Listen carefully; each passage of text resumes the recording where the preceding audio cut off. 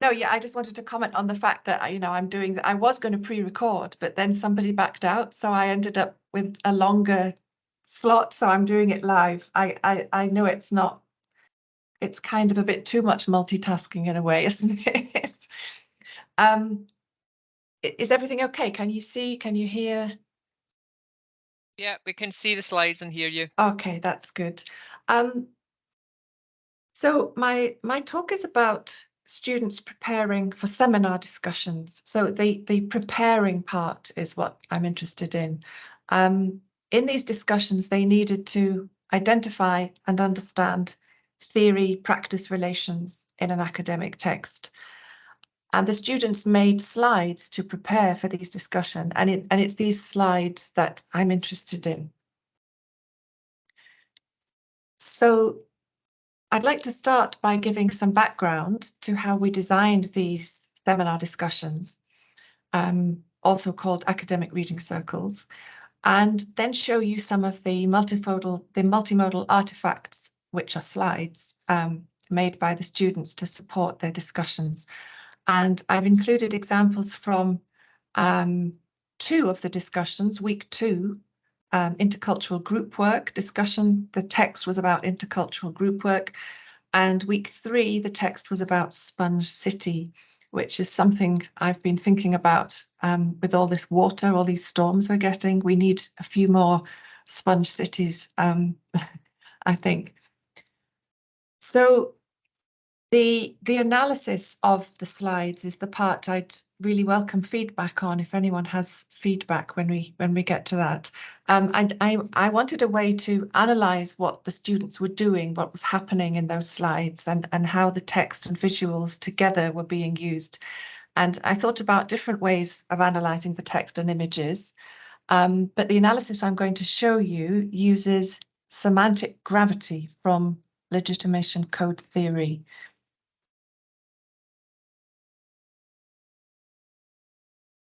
So a bit of background first. Back in 2021, we were making some changes to our pre-sessional English courses, and we talked to lecturers here at Heriot-Watt. The business lecturer here was frustrated by the master's students' inability to even see theory and how it was being applied, let alone apply a theory to a different context. The actuarial science lecturer was expressing a frustration felt by many lecturers that students are uncomfortable in interacting. And around the same time, there was a lot of talk in Balip about reading circles.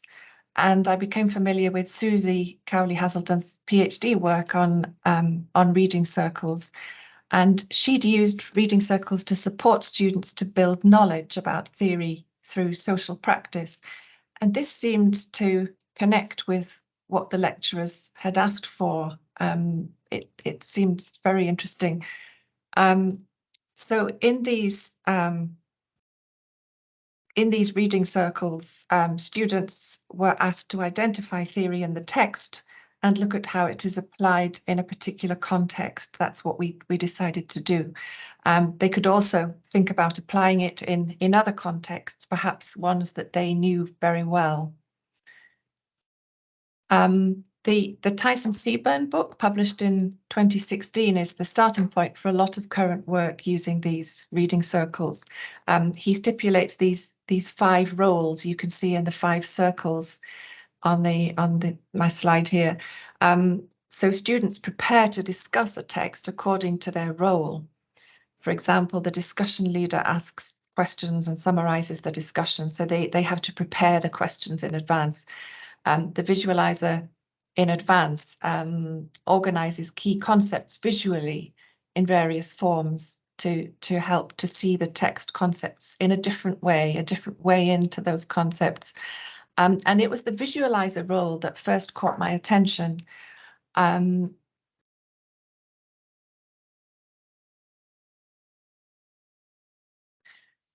So we introduced the academic reading circles in 2022, and here we can see a bit about how we did that. The task rationale on the left was composed of these 4 parts: practicing reading, linking theory and practice, using oral interaction for thinking together and finding connections, and then the final part of the rationale to find connections within and without the texts, to think critically about them.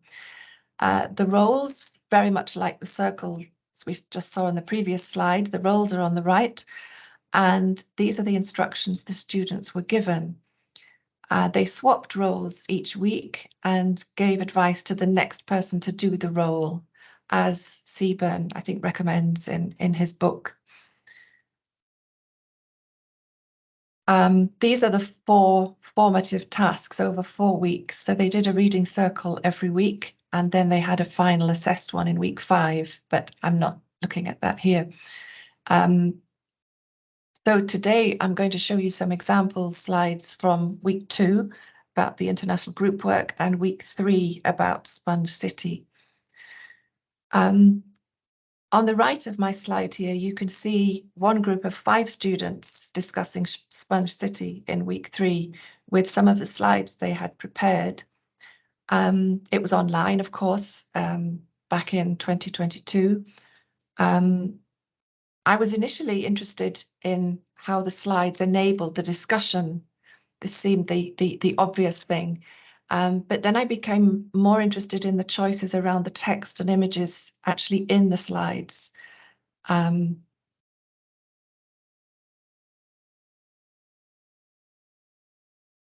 And it turned out that most students were preparing slides, pictures or slides. It wasn't just the visualizer. They were all doing it. It seemed to be a way for them to understand the texts independently during that preparation phase, as well as a way to help them share their understanding. And there are 4 examples of slides made by students in preparation for their discussions about Sponge City. And most of them contain information from the text with the students' comments on the slide. The one on the bottom right shows a new context for Sponge City chosen by the student, which is particularly interesting, I think. The questions in my mind were, how do these text and images on these slides show knowledge building about theory and practice?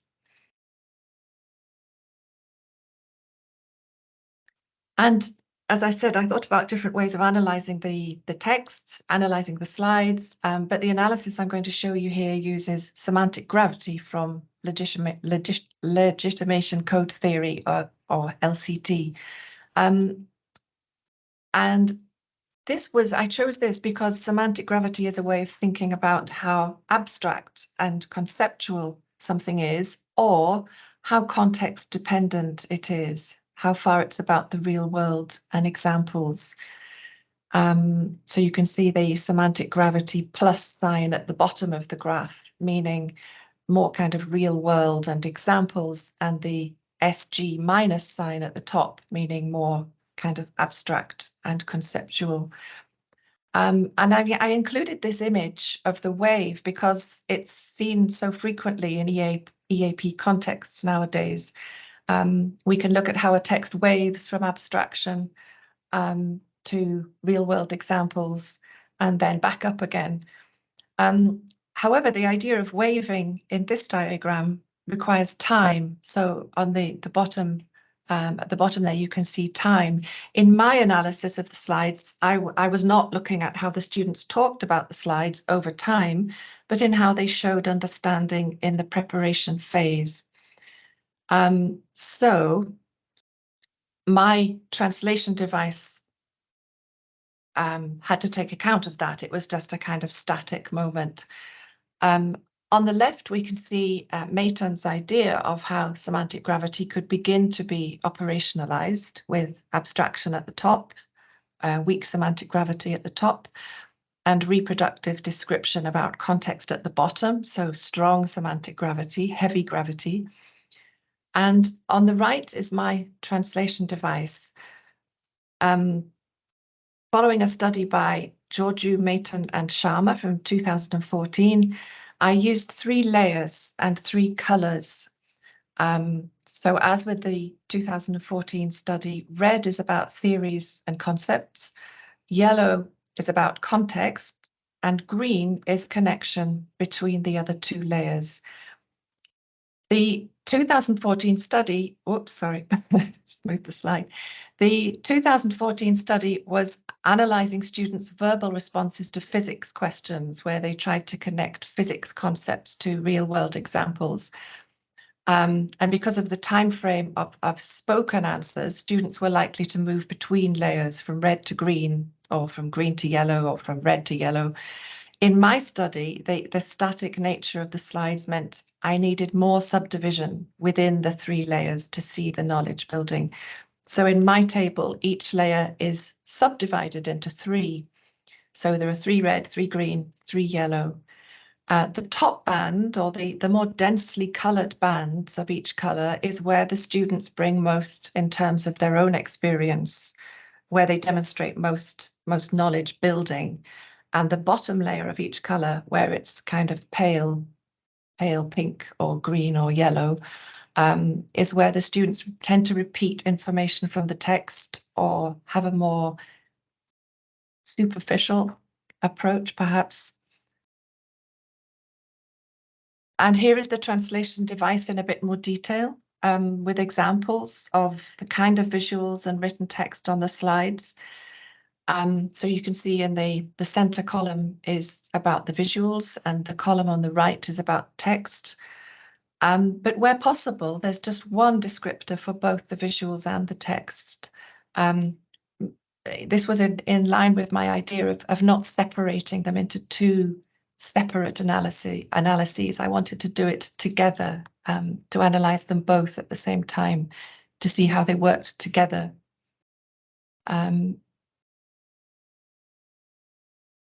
And this is how I used my translation device. So you can see at the top, there's a pink, either a light pink or a dark pink band, signaling where I categorized these different slides.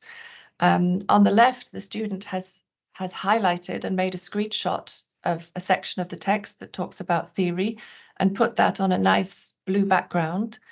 But it doesn't, that's fairly straightforward. It's a description of what's the theory in the text.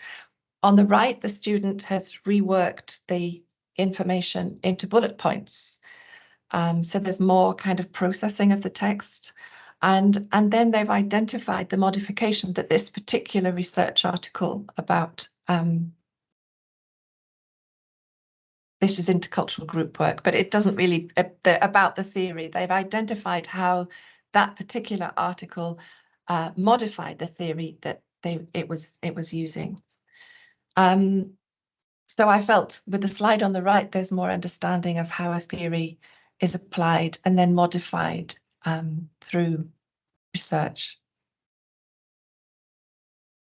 And then just a couple more examples. These slides are from week 3. This is back to Sponge City. On the left, the student still uses a small section of the original text, a little screenshot there with a yellow highlighting Sponge City. But they add their own thinking about what the Sponge City concept means. And on the right, on the right-hand slide, the writing mentions the purpose. This is the student's own words, their own bullet points. And the photos show new contexts found by the student. So these were not in the original article. So there's an attempt to link the concepts and some kind of real world example. So that's a slightly darker green. And this is an overview of the progress from week 1 to week 4 for the 2 groups. Group A, this is the one we saw the little photo of a few slides back. There were 5 students, so they were a slightly bigger group. They were composed of different nationalities, generally lower language level.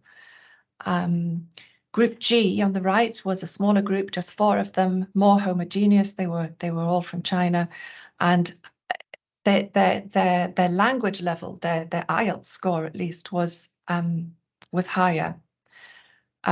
Group G produced more professional looking slides and spent a lot of time on slides. You can see by the number of crosses just how many slides they produced over the weeks.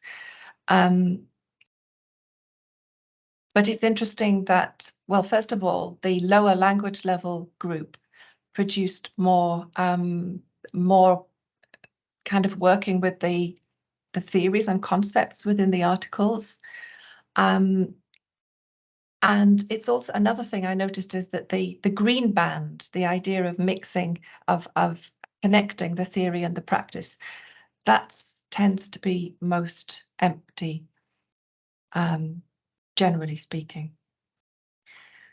So these are my takeaways from looking at these slides so far. The best slides are not necessarily the most visually attractive. But where the student has used the visuals and text to think around the article and the research it talks about. The best slides, I think, are a bit like taking notes, where the student is reworking the notes to make meaning and build knowledge from what they've read using the different modes. And this is an active thing, not just repeating the original text on a slide, which is obviously very easy, and what a lot of, that tended to happen with some groups quite a lot. Slides, another takeaway, slides more likely to be either high semantic gravity or low semantic gravity, not to connect the two. The green layer is the least common. For next steps, I think the most obvious thing is to think about how students use the slides when they actually discuss. It's also worth comparing the way the visuals support a discussion online, where they're much easier to see, and then in a classroom situation,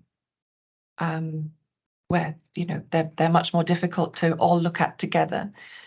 Point 3 at the bottom. So how does the approach to slide preparation indicate the approach to discussion? My initial impression is that good slides do not always lead to a fruitful discussion. There's a lot more complicated than that. And point 4, so how can this way of working help build knowledge outside of academic reading circles?